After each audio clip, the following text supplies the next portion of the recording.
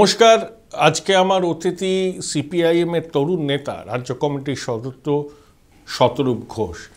আর আজকের দিনটা শতরূপের কাছে বিশেষভাবে স্মরণীয়, কারণ ওর বিয়ের 1 বছর হচ্ছে 4 ডিসেম্বর।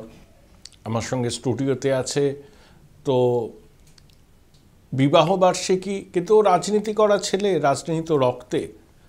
তা যে পারিবারিক অনুষ্ঠান যাই থাকুক না কেন, সেটাও অগ্রাধিকার, কিন্তু রাজনীতি বোধহয় তার থেকেও বেশি অগ্রাধিকার।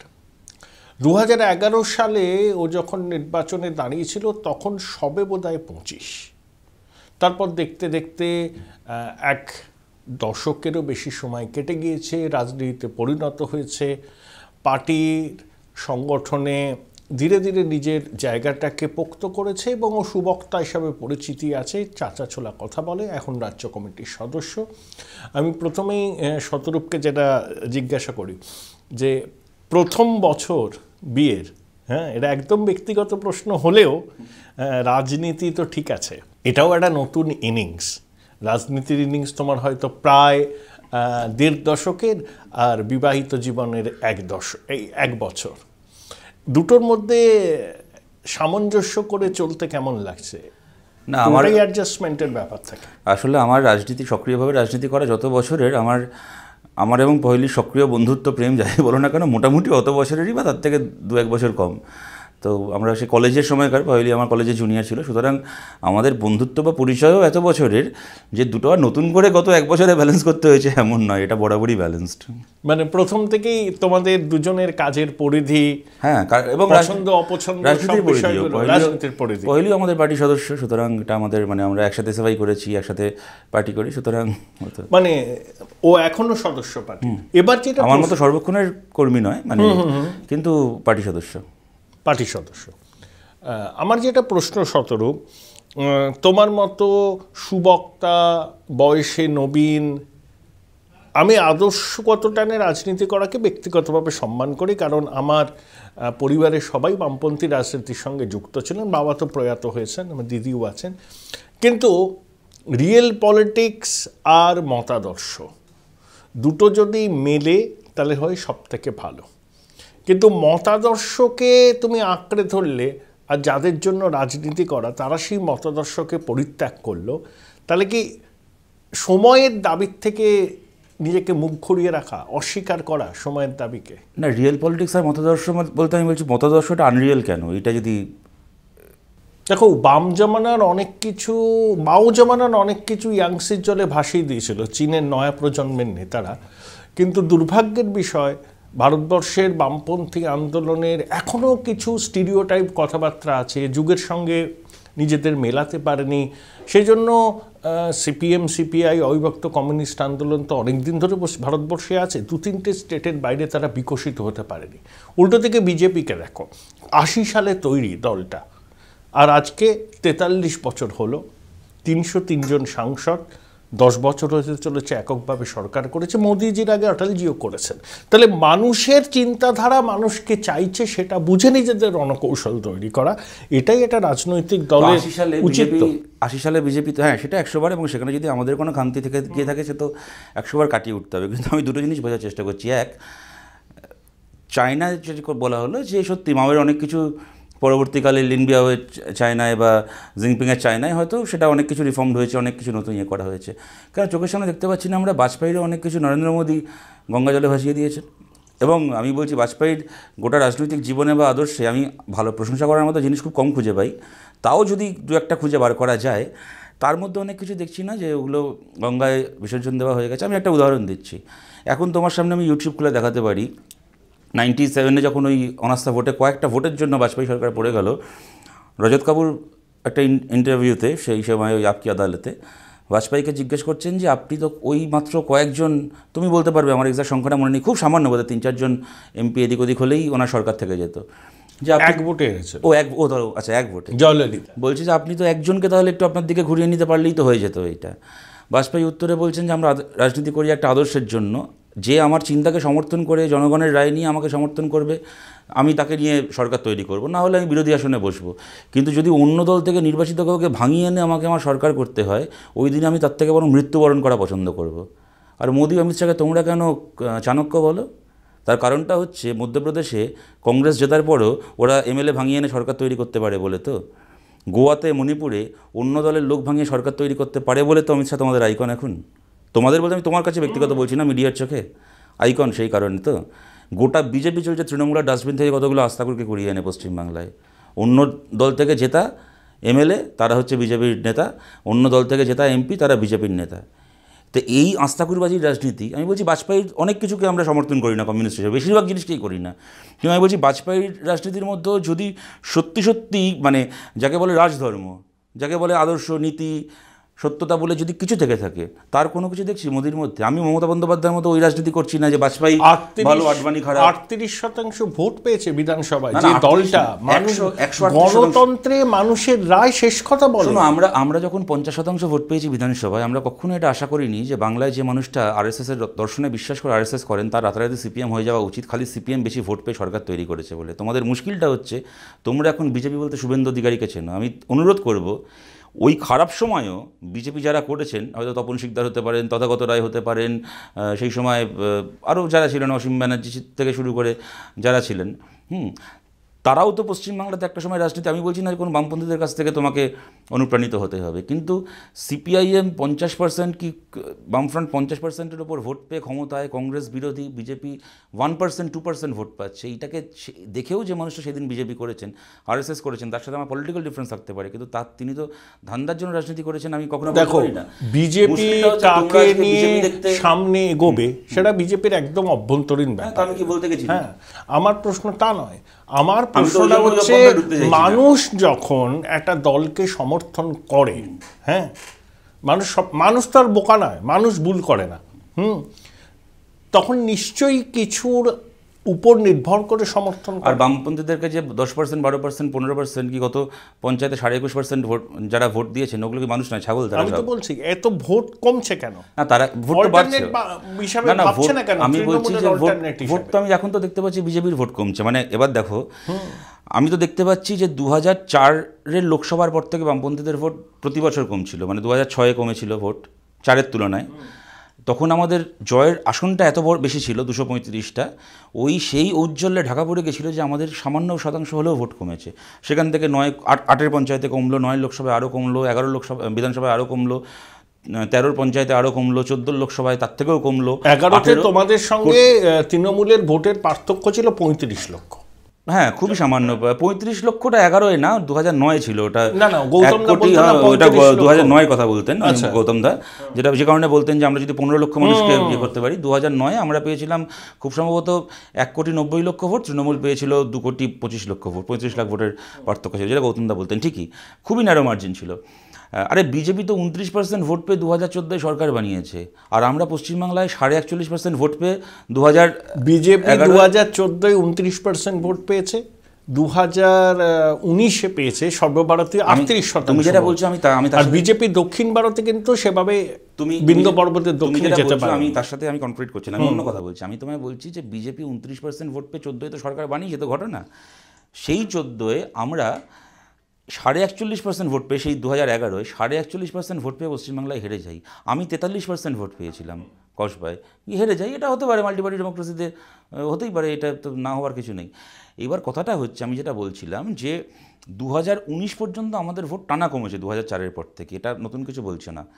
2019 থেকে 2021-এ আমাদের ভোট সামান্য হলেও বেড়েছে। এবার 2006-এ যেরকম আমাদের ভোট কমে যাওয়াটা, সিট অনেক পেয়েছিলাম বলে চোখে পড়েনি, তেমন 2021-এ যেহেতু একটাও সিট পেলাম না, তাই আমাদের সামান্য ভোট বাড়াটা অনেকের চোখে পড়েনি। কিন্তু চোখে পড়লো না, আমি বলছি চোখে পড়লো তার কয়েকদিনের সামান্য ভোট বেড়ে পশ্চিমবাংলায় বিজেপি একসময় যা পেত তার 5 গুণ হয়েছে। এনিওয়ে 2021-এ হয়েছিল 10.5%, 5 গুণ। আমি বলছি বিজেপি যা পেত তার 5 গুণ হয়েছে। এনিওয়ে, দ্বিতীয় কথা হচ্ছে তারপরে 21-এর শেষেই কর্পোরেশন ভোটে দেখা গেল যে পশ্চিমবাংলায় চাকা ঘুরছে, বেশিরভাগ কর্পোরেশনে হচ্ছে তৃণমূলের পরেই হচ্ছে বামপন্থীরা আছে, বিজেপি পিছিয়ে যাচ্ছে।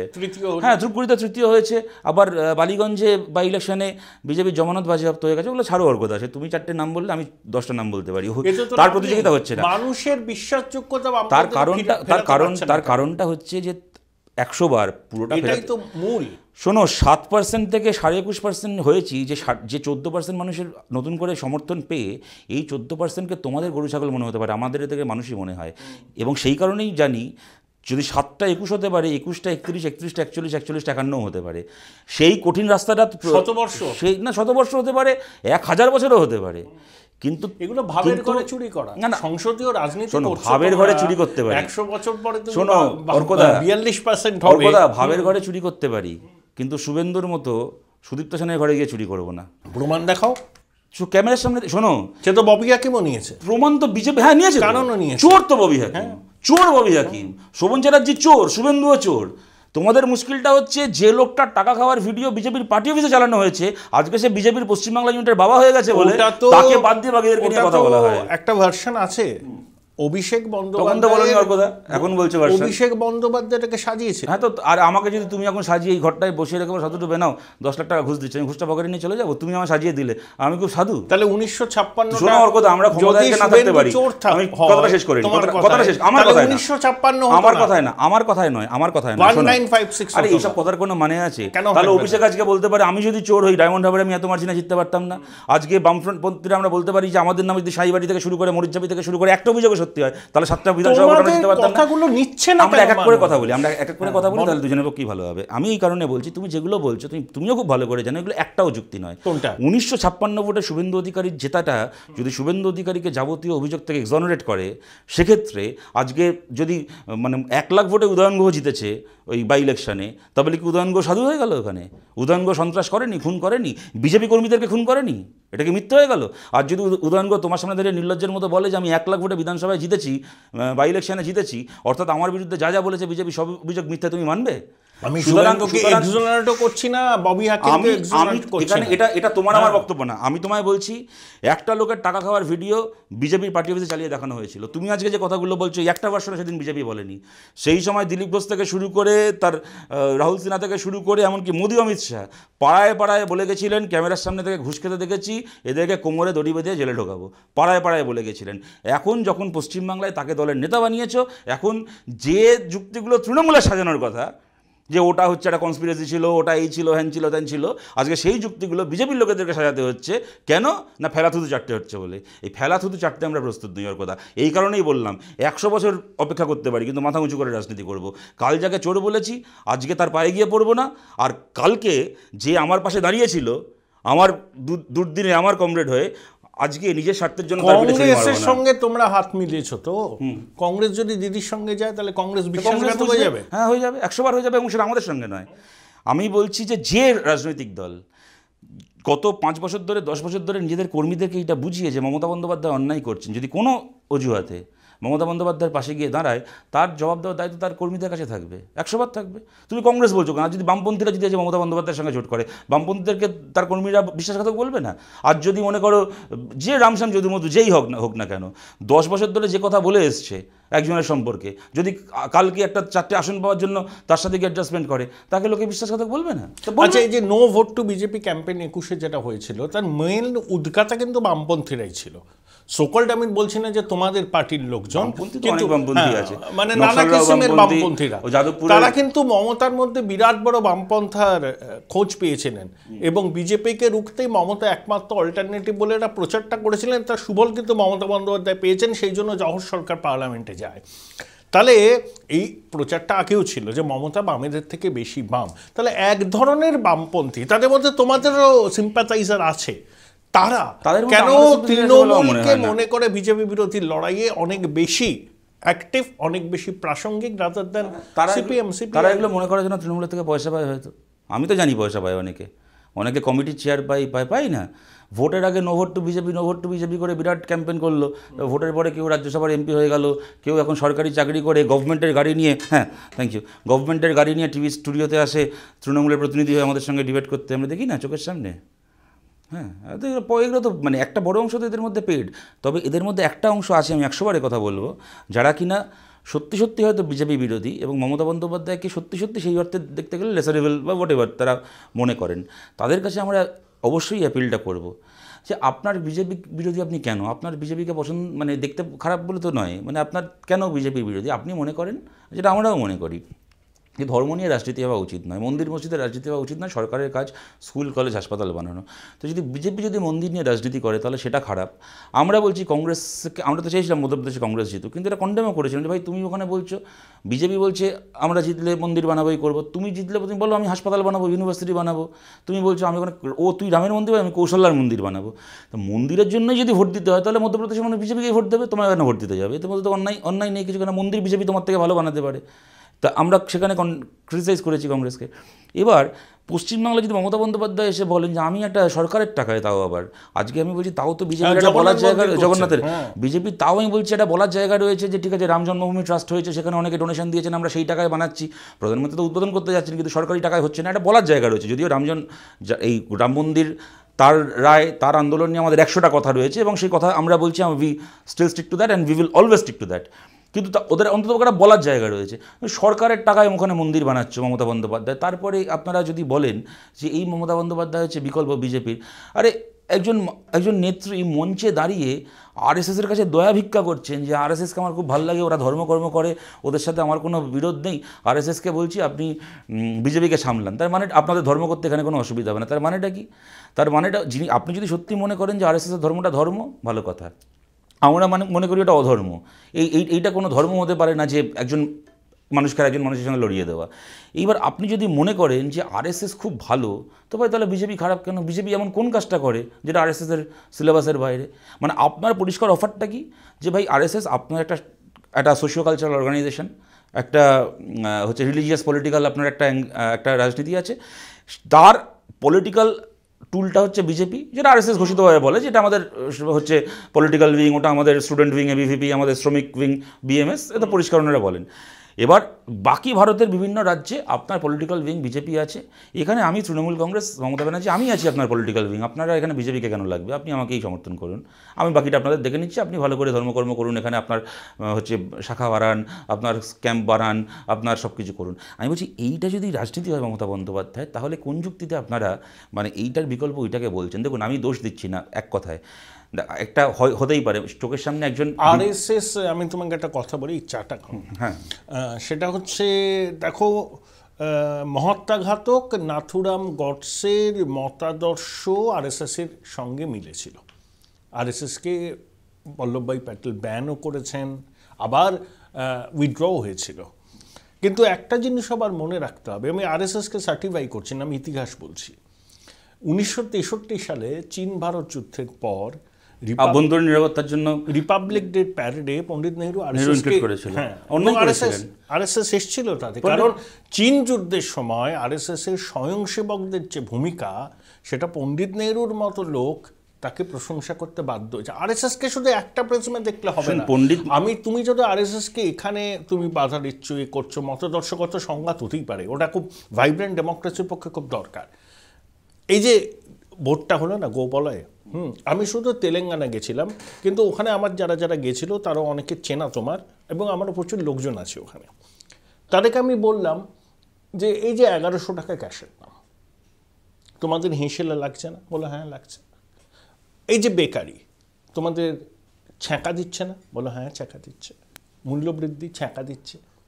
তারপরে বলছে ওরা আসলে পরে সন্ত্রাসবাদীরা মাথাচাড়া দেবে, ওরা আসলে পরে একটা বিশেষ সম্প্রদায় উৎসাহিত হবে, হিন্দুত্ব আমাদের আস্থার প্রতীক, আমরা ওটাকে অনেক বেশি আমার মনে হয় তোমাকে যারা এটা বলেছেন তারা তোমাকে চিনতে পেরে ভুল বলেছেন। তার কারণটা হচ্ছে আলটিমেটলি তো তেলেঙ্গানার রেজাল্ট তাই হলো না। তেলেঙ্গানা না, তুমি তো বলে তেলেঙ্গানা, আমি তেলেঙ্গানা গেছিলাম, শুধু গেছিলে, হ্যাঁ আমি গোপালয়ের কথা বলছি। আচ্ছা না, তুমি তো বলে তুমি জিজ্ঞেস করেছো উত্তর দিয়েছি। না এই মধ্যপ্রদেশ, ছত্তিশগড় আর এই জায়গা না, তার মানে তেলেঙ্গানা তো আমি এমনিতেই বলেছিলাম ওখানে কংগ্রেসের পালে হাওয়া। আমি একটা কথা বলি, তুমি আরএসএস সম্পর্কে যেগুলো বলছো, আরএসএস তার ইতিহাস ইত্যাদি সম্পর্কে আলোচনা করার 100টা জায়গা রয়েছে। আমি তোমায় এটা বলছি যে তুমি নেহরুর আরএসএসকে রিপাবলিক ডে প্যারেডে ইনক্লুড করা, post Indus China border dispute তুমি যে কথাটা বললে, আমি তোমাকে এখানে বলছি চীন ভারত সীমান্ত সংঘর্ষের সময় আরএসএসের ভূমিকা ছেড়ে দাও, পণ্ডিত নেহরুর ভূমিকা নিয়ে আমাদের 100টা সমালোচনা এই কারণে ন্যায্যভাবে আছে বলে আমরা মনে করি। ওই যে পলিটিক্যাল ন্যারেটিভ সেই সময় পণ্ডিত নেহরুর হাতে তৈরি হয়েছিল, তার সবচেয়ে বড় ভিকটিম আজকের ভারতে কংগ্রেস, বামপন্থীদের পরেই। এগ্রি। আমি এই কারণে কথাটা বলছি, পণ্ডিত নেহরুর অনেক কিছুকে আমরা খালি সমর্থন করি তাই নয়, আজকে আমরা সেটাকে মিস করি পণ্ডিত নেহরুর অনেক কিছুকে।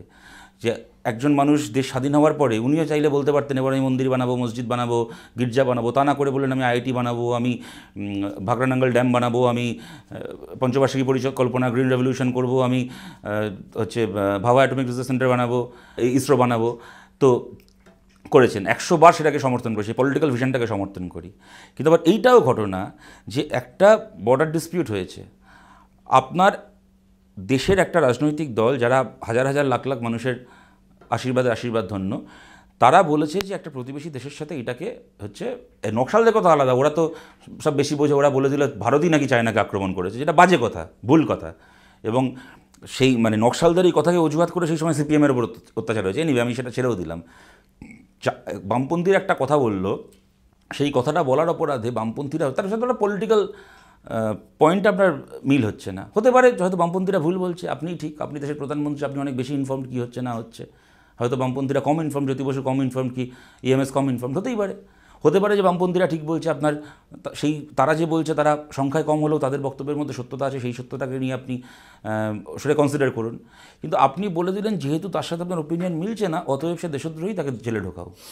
এই যে আমার সাথে কোনো বিরোধীর বক্তব্য না মিললে সে হয়ে যায় দেশদ্রোহী এবং জেলে থাকার যোগ্য, ওই যুক্তিতেই আজকে কেন গ্যাসের দাম বাড়ছে, কেন তেলের দাম বাড়ছে, এই প্রশ্নটা করলে লোককে দেশদ্রোহী বলে এখন টুকরে টুকরে গ্যাং এই সেই বলে ফেলে জেলে ঢুকিয়ে দেওয়া হয়। ওই পলিটিক্যাল ন্যারেটিভ, আমি পরিষ্কার এখানে দায়িত্ব নিয়ে বলছি, এটা কিন্তু যে ক্যারি ফরওয়ার্ড করছে বিজেপি আরএসএস, তৈরি হয়েছিল কিন্তু ওই সময়। সুতরাং আজকে দাঁড়িয়ে কিন্তু ওটাকে মানে কংগ্রেসের নেতারা নিশ্চয়ই তাদের একটা অন্য বক্তব্য থাকবে, আমি সেটাকেও সম্মান করছি, কিন্তু আমাকে তুমি যদি ওইটাকে সাইড করো তাহলে আমি তো মনে করি যে নেহরুর ওই বক্তব্যটা তো আরও বেশি করে মানে, কিন্তু কী হলো, সেই নেহরু যাকে দেশদ্রোহী বলে সেই সময় জেলে ঢোকানো হয়েছিল জ্যোতি বসু, তাকে তো পরে ভারতরত্ন দিতে চেয়েছিলেন। আপনার দলিত তাকে 2004-এ ক্ষমতা এসে বললে এই লোকটা ভারতরত্ন পাওয়ার যোগ্য। যে ভারতরত্ন তাকে ভারত বিরোধী বলে 1 বছর জেলে পচিয়েছেন। পচাতে গিয়ে যে পলিটিক্যাল ন্যারেটিভটা সেট করেছেন, সেই পলিটিক্যাল ন্যারেটিভে আজকে রাহুল গান্ধী থেকে শুরু করে প্রিয়াঙ্কা গান্ধী থেকে শুরু করে গোটা কংগ্রেস দেশদ্রোহী হয়ে যায়। স্বাধীনতার আগে আন্দোলনের সময় বিদেশে ছিলেন না, কিন্তু এমনি স্বাধীনোত্তর দেশে জ্যোতিবাবু কোনোদিন জেলে যাননি। কে দেয় স্বাধীনোত্তর দেশে? হ্যাঁ, বিধানবাবু না 60-তে বহুদিন জেল খেটেছেন, 60-এর দশকে।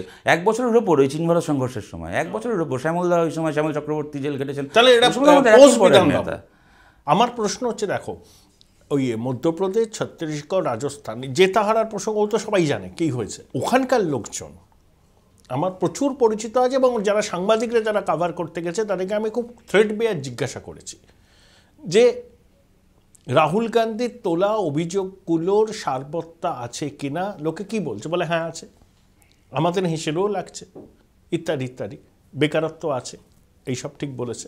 তারপরে বলছে ওসব থাকলেও রাতারাতি কেউ ওগুলো করতে পারে না। আমি বলছি হিন্দুত্ব আমাদের, আমি বলছি নরেন্দ্র মোদী হিন্দু হৃদয় সম্রাট, সেই জন্য প্রথম কথা হচ্ছে যে হিন্দুত্ব কারোর আস্থা হতে পারে না, হিন্দু ধর্মটা কারোর আস্থার প্রতীক। হিন্দু ধর্ম আর হিন্দুত্ব এক নয়, এটাই বিজেপি ভুলিয়ে দেওয়ার চেষ্টা করে, কিন্তু আমরা আমাদের সীমিত সাধ্যে বারবার করে এটা মনে করার চেষ্টা করব, সেটা আলাদা কথা। এক, দ্বিতীয় কথা হচ্ছে যে তোমাকে আমি জিজ্ঞেস করছি, তুমি একজন সেন্সিবল মানুষ হিসেবে কি মনে করো, এটা কি ঠিক না ভুল? কোনটা? যে আমার যদি চাকরি নাও থাকে, আমার যদি মানে হেসেলে গ্যাস জ্বলে নয়, গ্যাসের দামের ফলে হেসেলে আগুন লাগে, তারপরও সেটাকে ভুলে ধর্মের নামে আমার ভোট দেওয়া উচিত? কেন আমি কথাটা বলছি ওর কথা, কংগ্রেস রাহুল গান্ধী কী করবে সেটা আমার ব্যাপার নয়। আমি এইটুকু বলতে পারি, 34 বছর আমরা সরকার চালিয়েছি পশ্চিমবাংলায়, একজন হিন্দু মানুষেরও নিজের ধর্ম পালন করতে কোনো অসুবিধা হয়নি বাংলায়, একজন হিন্দু মানুষের অসুবিধা হয়নি। প্রশ্নটা এইটা নয় যে বাংলায় বামফ্রন্ট সরকারের আমলে এখন যেরকম নৈহাটিতে দাঙ্গা হলো, চন্দননগরে দাঙ্গা হলো, কি বিভিন্ন জায়গায় দাঙ্গা হলো মমতা ব্যানার্জির আমলে, কি আসানসোলে খুন হলো ইমাম সাহেবের ছেলে, বাংলায় কোনো ইমামের সন্তানকে দাঙ্গায় মরতে হয়নি বামফ্রন্ট সরকারের আমলে, খালি সেটা বলাটা অসম্পূর্ণ থাকে। বাংলায় একজনও হিন্দু মানুষের নিজের আস্থার সঙ্গে নিজের ধর্ম পালন করতে কোনো দিন কোনো অসুবিধা হয়নি, এবং তার জন্য জ্যোতি বসুকে কখনো মমতা বন্দ্যোপাধ্যায়ের মতো সকালবেলা কালীঘাটে পুজো দিয়ে, দুপুরবেলা গঙ্গার ঘাটে গিয়ে ছট পুজোর কলা ভাসিয়ে, বিকেলবেলা পাকস্তা কাছে গিয়ে নামাজে বসতে হয়নি। তার কারণটা হচ্ছে রাজনীতির জায়গায় আমি রাজধর্ম পালন করব, সব মানুষ আমার চোখে সমান হবে, সরকারের চোখে, রাষ্ট্রের চোখে, ব্যবস্থার চোখে সমান হবে, এবং মানুষের যেরকম রুটি কাপড়া মাকানের অধিকার রয়েছে, সংস্কৃতির অধিকার রয়েছে, শিক্ষার অধিকার রয়েছে, তেমন ধর্মাচরণও মানুষের অধিকার। আমাদের দেশের মানুষের অধিকার, যে কোনো সভ্য সমাজে মানুষের অধিকার তার আস্থা মতো তার ধর্ম পালন করা। আমাকে যেমন জ্যোতি বসু যেমন বিশ্বাস করতেন যে একজন মানুষের স্কুলে যাওয়ার অধিকার, তার চাকরি পাওয়ার অধিকারকে আমাকে যতদূর সম্ভব রক্ষা করতে হবে, আমার মতো করে সাহায্য করতে হবে, তেমন একজন মানুষের ধর্মাচরণের অধিকারটাও যাতে রক্ষিত হয় সেটাকে দেখার দায়িত্বও সরকারের। কখনো তো আমরা তো কখনো জ্যোতি বসু বলেনি ভাই আমি নাস্তিক সুতরাং গোটা বাংলা নাস্তিক হয়ে যাও, যেটা মমতা বন্দ্যোপাধ্যায় বলেন আমি ধর্মঘট করি না তাই তোমরা কেউ করতে পারবে না। সুতরাং প্রশ্নটা তো এখানে কারোর ধর্ম পালনের আস্থায় কোনো অসুবিধা বামপন্থীদের হাতে হয় কোনো দিন হয়নি, কেউ বলতে পারবে না। কেরালায় কেউ বলতে পারবে কোনো মানুষের, ত্রিপুরায় কেউ বলতে পারবে কোনো মানুষের নিজের ধর্ম পালন করতে অসুবিধা হয়েছে? মমতা বন্দ্যোপাধ্যায়ের আমলে এইসব রাজনীতি হয় যে মহরমের ভাষণ হবে তাই দুর্গাপুজোর, মহরমের তাজিয়া যাবে তাই দুর্গাপুজোর ভাষণ বন্ধ এইসব তো জ্যোতি বসুর আমলে কেউ ভাবতে পারতো না এইসব জিনিস। সুতরাং প্রশ্ন তো সেই জায়গাটায় নয়। কিন্তু আমি তোমায় জিজ্ঞেস করছি তুমি এরকম বলতে এটা কী ধর্ম? তুমি যে বলছো যে বিজেপি ওরা ওখানে বলেছে, ওরা বলতে পারে হয়তো ওরা চোখের সামনে শুভেন্দু অধিকারীকে দেখেনি বলে বলতে পেরেছে। আমি বলছি বলো তো পশ্চিমবাংলার কথা তুমি বুকে হাত রেখে বলো তো, তোমার যদি তুমি যে ধর্মে বিশ্বাস করো, তোমার রিলিজিয়াস আইডেন্টিটির প্রতি এবং তোমার ঈশ্বরের প্রতি যদি তোমার ন্যূনতম আস্থা থেকে থাকে, তুমি সেই আস্থার জায়গা থেকে বলো, তোমার পলিটিক্যাল বায়াস বাদ দিয়ে। তুমি আজ একটা সময় আমি তোমায় জবে থেকে চিনি, তোমাকে আমি নিউজ টাইমে পেয়েছি, তোমাকে আমি পরে ফোকাস টিভিতে পেয়েছি, তুমি ইন্ডিপেন্ডেন্ট আর প্লাসে করেছো, তুমি ইন্ডিপেন্ডেন্ট নিজের কাজ করেছো, তুমি তোমার চাকরির জায়গা পাল্টেছো, তোমার কি ধর্ম পাল্টেছো? তুমি যখন নিউজ টাইমে আসো তখন একটা ধর্মের করো, যখন আর প্লাসে গেছে তোমার ধর্ম পাল্টে গেছে? হয়নি তো। তুমি তখনও দুর্গাপুজো করেছো, আজ আমি জানি তুমি রামকৃষ্ণ মিশনের তুমি রামকৃষ্ণ পরমহংসের ভক্ত, তুমি তখনও রামকৃষ্ণকে মানতে, তুমি আজও মানো, তোমার তার মধ্যে 4-5টা তোমার হাউস পাল্টেছে। তুমি বলো শুভেন্দু অধিকারীর ক্ষেত্রে আমি এটা সত্যি বলছি না মিথ্যে বলছি, যে কদিন তৃণমূল করতো তখন গিয়ে ওই ইমাম বরকতির সঙ্গে বসে নামাজ পড়তো, যেদিন বিজেপিতে গেল এখন রামনবমীর মিছিল করে আর বলে রিক্সায় কেন মিছিল করতে দেওয়া হচ্ছে না, হিন্দুদের অসুবিধা হচ্ছে, আমি আবার জয় শ্রীরাম এবার আমি বুঝে নেব। এটা ধর্ম না, এটা রাজনীতি। বলো ধর্ম নিয়ে ছেঁচড়ামি এটা। এরা তোমার ধর্মের ক্রুসেডার, এদেরকে দায়িত্ব দিচ্ছ তোমার ধর্ম রক্ষা করা, তোমার ধর্ম এদের হাতে রক্ষিত হবে? তুমি বুকে হাত রেখে বলো তো আমি ভুল বলছি এটা? এই লকেট চ্যাটার্জি, আমি তোমাকে এখন ছবি দেখাতে পারি, তুমি দেখো নি লকেট চ্যাটার্জি বরকতির পাশে এরকম করে বসে মাথায় কাপড় জড়িয়ে ইফতার করছে আর নামাজ পড়ছে? লকেট, কুণাল ঘোষ আর বরকতি, তখন মমতা বন্দ্যোপাধ্যায়ের চামচা ছিল এরা। আর সেই লকেট চ্যাটার্জি তারপরে বিজেপিতে গিয়ে করোনা ভাইরাসকে বলছে নিজামুদ্দিন ভাইরাস। তুই মনে করো লকেট চ্যাটার্জি এটা ধর্ম করছে? দেখো এখানে আমার একটা ব্যাখ্যা আছে। এই যে বিজেপির 18টা লোক জিতেছিল না, ওরা, আমি তো বলবো ওদের অনেকেই সামান্য পুরসভা ওয়ার্ডে নিজের নামে জিততে পারবে না, কিন্তু ওই ফ্যাক্টরটা ছিল নরেন্দ্র মোদী। হ্যাঁ, হতে পারে ওই ফ্যাক্টরে জিতেছে। আবার সে তো তৃণমূল কংগ্রেসের দিদির ভাইপোও নিজের নামে কর্পোরেশন ভোট জিততে পারবে যদি মমতা বন্দ্যোপাধ্যায়ের নাম। আমি এগ্রি করি। হ্যাঁ, সুতরাং এগুলো তো সব আছে। আমি তোমাকে বলছি, আমি ধরো আমি জিতিনি, কিন্তু ভোট গেছে, আমি 1 লাখের কাছাকাছি ভোট পেয়েছি কসবায়। আমি একটা ভোট পেতাম না, আমার বাবা মা আমাকে ভোট দিত না যদি আমার নামের পাশে কাস্তে হাতুড়ির তারা না থাকতো। আমার নিজের বাবা মা আমাকে ভোট দিতেন না। আমি তো সেই জন্যই বলছি আমাদের মতো ইয়াং ছেলে যে আমি তোমার কথা বলছি সম্পৃক্ত, আমি যদি অন্য কোনো দলের প্রার্থী হতাম তাহলে আমার বাবা মা আমার বিরুদ্ধে ভোট দিতেন ওই কসবাতেই। এক জায়গায় নিজের ছেলের নাম থাকতো, পাশে অন্য কোনো দলের সিম্বল, অন্য কারোর নাম, এবং তোমাকে আমি এইটাও বলে রাখছি ওর কথা জেনে রাখবে। সিপিএমের খারাপ সময় যে সিপিএম ছেড়েছে, সিপিএমে থাকেনি। তৃণমূলের খারাপ সময় যে তৃণমূলে থাকেনি, সে বিজেপির খারাপ সময় বিজেপিতেও থাকবে না, এবং তার প্রমাণ তোমরা পেয়েছো একটার পর একটা। আমি এটা আমার মতের সঙ্গে পশ্চিমবঙ্গের অনেক মানুষই সহমত হবেন। সেটা হচ্ছে বামপন্থীদের বিজেপি বিরোধিতার সার্টিফিকেট কারুর কাছে নেওয়ার প্রয়োজন নেই, এটা একদম স্বতঃসিদ্ধ। আমিও ব্যক্তিগত বিজেপিও সহমত হবে, মতাদর্শগত লড়াই। কিন্তু INDIA জোটে কমরেড ইয়েচুরি গেলেন, পাশে দেখো পশুখাদ্যের লালু, এদিকে নিয়োগ দুর্নীতির লোকজন। হ্যাঁ, শরদ পাওয়ারকে আমি কখনোই খুব একটা মানে আনব্লেমিশড পলিটিক্যাল ক্যারেক্টার ওনার, সেটা তো আমি বলতে রাজি নই। আরও যারা ছিল, হেমন্ত সোরেন, হ্যাঁ, খনি বেঁচেছে।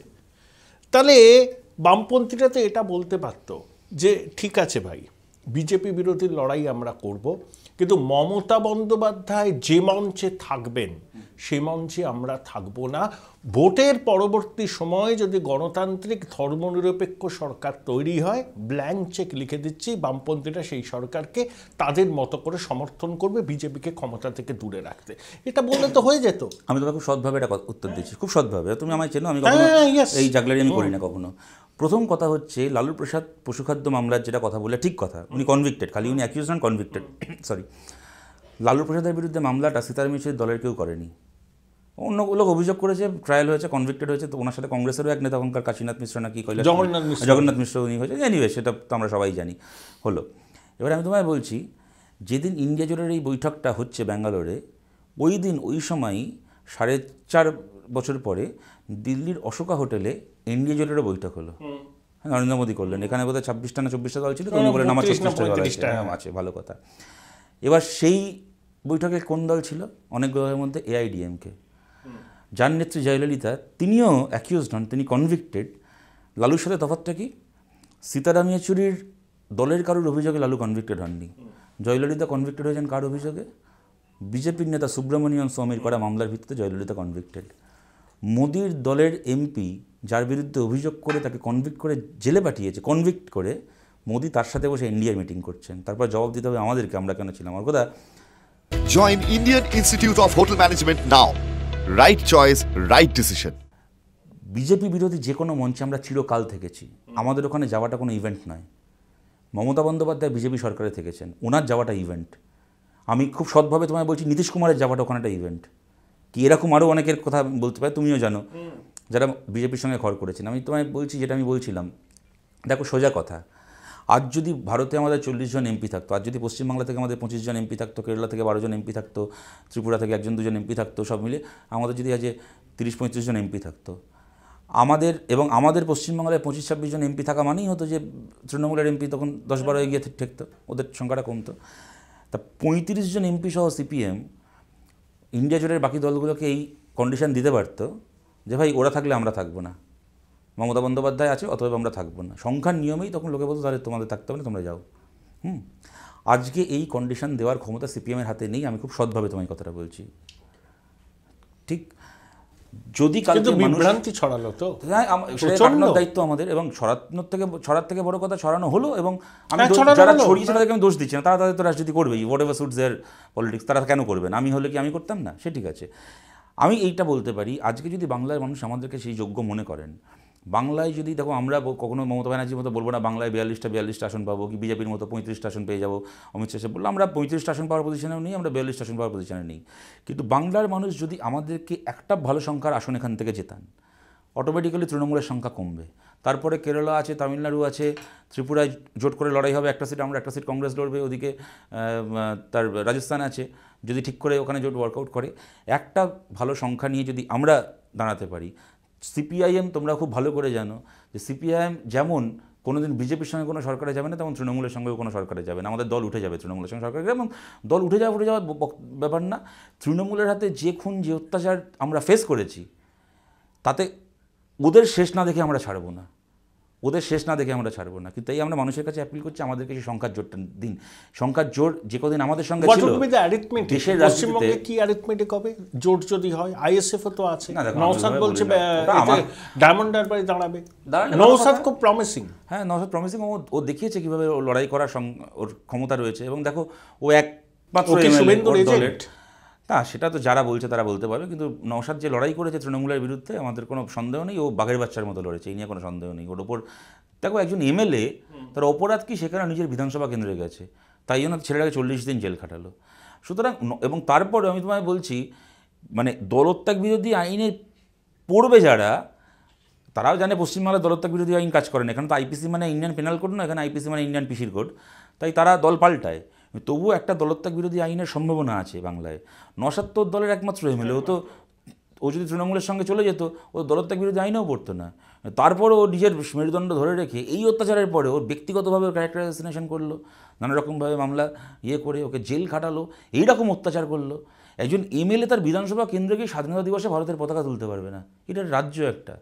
তারপরেও যে লড়াই করছে তাতে ও সক্ষম, ও দেখিয়েছে যে ওর ক্যাপাসিটি আছে, ও যেখানে লড়ুক না কেন লড়বে। 2011 থেকে 16 সূর্যদা, 2016 থেকে 21 মান্নান সাহেব, সুজনদা তোমাদের পরিষদীয় দলের নেতা, তারপরে শুভেন্দু। আচ্ছা, এটা তো তুমি মানবে, সূর্যদা আর মান্নান সাহেব এবং সুজনদা, তারা বিরোধী হিসাবে বা বিরোধী দলনেতা হিসাবে যে ভূমিকাটা নিয়েছিলেন, শুভেন্দুর ভূমিকা তার থেকে অনেক বেশি আগ্রাসী, আক্রমণাত্মক, খুব আকর্ষণীয়, এটা বলতে পারি। আকর্ষণীয় কারণে বলছি, হ্যাঁ ঠিক ও চ্যালেঞ্জ করছে আদালতে। আচ্ছা, আমার তো মনে নেই, কয়েকটা ক্ষেত্রে হতে পারে। ধরো সূর্যদা মিটিং করতে চাইছেন, মান্নান সাহেব মিটিং করতে চাইছে, প্রতিবার আদালতের দ্বারস্থ হতে হতো, কিছুতেই অনুমতি দেবে না। একটা দুটো হতে হবে, প্রত্যেক দিন যেখানে শুভেন্দু মিটিং করতে যাবে বলছে দেবো না। শুভেন্দুর সঙ্গে আমাদের তফাৎটা কি? তফাৎটা হচ্ছে এক, সত্যি সূর্যদা বা সুজনদা ওনার মতো গঙ্গা জলের কলসি মাথায় নিয়ে ডান্স বাংলা ডান্স করতে পারেনি বিধানসভায়, এটা একটা আমাদের ব্যর্থতা। উনি মিটিং করতে গেলে বাধা পান, এই যেটা অন্যায় বাধা। একটা জায়গায় তৃণমূল মিটিং করতে পারবে, সেখানে অন্য কেউ করতে পারবে না, তো কোনো আইন হতে সবাই করতে পারবে, প্রত্যেকবার সেখানে আদালতে চড় খায়, এই নিয়ে কোনো সন্দেহ নেই। আমাদের তফাৎটা কি? উনি আদালতে গিয়ে মিটিং করার অনুমতি নিয়ে এসে মিটিং করেন, সেটা উনি করতেই পারেন। আমরা বলি তুই দিবি না পারমিশন, নিকুচি কুচি তো পারমিশনের ওখানে মিটিং করতে যা করার আছে করে নে। আমাদেরকে ধর্মতলা মোড়ে ভিক্টোরিয়া হাউসের সামনে, যেখানে বিজেপি এখন আদালতের অনুমতি নিয়ে অমিত শাহ মিটিং করলো, ওখানে সেপ্টেম্বর মাসে, গত বছর 20 সেপ্টেম্বর আমরা ওখানে মিটিং করলাম, ডিওয়াইএফআইয়ের ডাকে মীনাক্ষী ছিল, সবাই ছিল। তৃণমূল বললো, পুলিশ বললো ওখানে আমাদের অনুমতি দেবে না। ভালো কথা, বললো পাশের রাস্তাটাই করুন মঞ্চ। পাশের রাস্তায় মঞ্চ করলাম, ওখানে আমাদের 1 লাখ জমায়েত হলো। মঞ্চ থেকে দাঁড়িয়ে মীনাক্ষী বললো যে আমরা বলেছিলাম ওইখানে মিটিংটা করবো, পুলিশ আমাদের ওখানে করতে দেয়নি, আমাদের কোথায় করা উচিত, এখানে করা উচিত নাকি যেখানে চেয়েছিলাম সেখানেই করা উচিত? বলো যেখানে চেয়েছি সেখানে করা উচিত। চেয়েছি সবাই বললো চলুন আমরা ওখানেই মিটিং করবো। সোজা ওখানেই পুলিশ কিন্তু সেদিকে অদ্ভুত রকম সংযত 1 লাখ লোকের সামনে, তারা কি করবে? সংযত না, তৃণমূল চাইছে তোমরা মিটিং মিছিল করো, চাইলে অনুমতিও পাওয়া যায়, ওইটা তোমাদের ইন্টারপ্রিটেশন। শোনো, তৃণমূল চাইবে সিপিএম আর বিজেপির মধ্যে ভোট স্প্লিট হয়ে যাক, বিজেপি চাইবে সিপিএম আর তৃণমূলের মধ্যে ভোট স্প্লিট হোক, সিপিএম চাইবে বিজেপি তৃণমূলের মধ্যে ভোট স্প্লিট হোক, এগুলো ঠিক আছে, এগুলো তো হবেই, যে কোনো রাজনৈতিক দল চাইবে, সেটা আলাদা কথা। আমি বলছি ওদের যদি চাওয়ার থাকতো আমরা মিটিং করি, তাহলে মিটিং করার পারমিশনটাকে ওরা নাকচ করতো না, দিয়ে দিত পারমিশন, কোনো অসুবিধা ছিল না।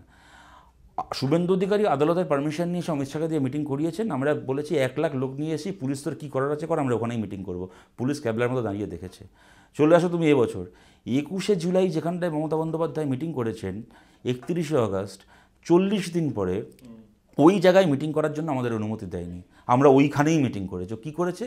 সেলিমদা বিমানদার নামে মামলা করেছে কলকাতা পুলিশ। এবং কত বড় বেহায়া এরা! 40 দিন আগে যেখানে তৃণমূলের মিটিং হয়েছে, 40 দিন পরে বলেছে এখানে বামফ্রন্ট মিটিং করেছে বলে আমরা করেছে মামলা, আমরা বুঝে নেবো কোর্টে। তখন কোর্টে যাব, তখন কোর্টে গিয়ে বলবো যে ওরা করেছে, আমরা করে কি ভুল করেছি। কিন্তু আমরা, ঠিক আছে, শুভেন্দু অধিকারী ওনার রাজনীতি করেছেন, আমরা আমাদের রাজনীতি করেছি। কিন্তু শুভেন্দু মানে অনেক বেশি আগ্রাসী নয়, একটা কথা বলতে পারি, হ্যাঁ সে আগ্রাসী তো বটেই। আমি তোমাকে একটা কথা বলছি, দেখো, যদি কোথাও আমাদের ভূমিকার মধ্যে কোথাও খামতি থেকে গিয়ে থাকে, না থেকে থাকে, আমাদেরকে 100 বার তাই নিয়ে প্রশ্ন মানে আত্মসমালোচনা করতে পারে। কিন্তু আমি তোমায় একটা কথা বলছি, ওর কথা তোমাকেও এটা এগ্রি করতে হবে। সূর্যকান্ত মিশ্র যদি কোনো বিধানসভা উঠে দাঁড়িয়ে বলেন যে ভাই তোমাকে তৃণমূলের দিকে আঙুল তুলে, যে আপনার একে একে একে একে দেখেছি নারদার ভিডিও টাকা খেতে, তৃণমূলের বাবার ক্ষমতা ছিল না, পাল্টা সূর্য মিশ্রকে বলে আপনাকেও দেখেছি নারদার ভিডিও টাকা খেতে, শুভেন্দু দিকে কিন্তু বলতে পারবে এবং ভুল বললে কিছু ভুল করবে না।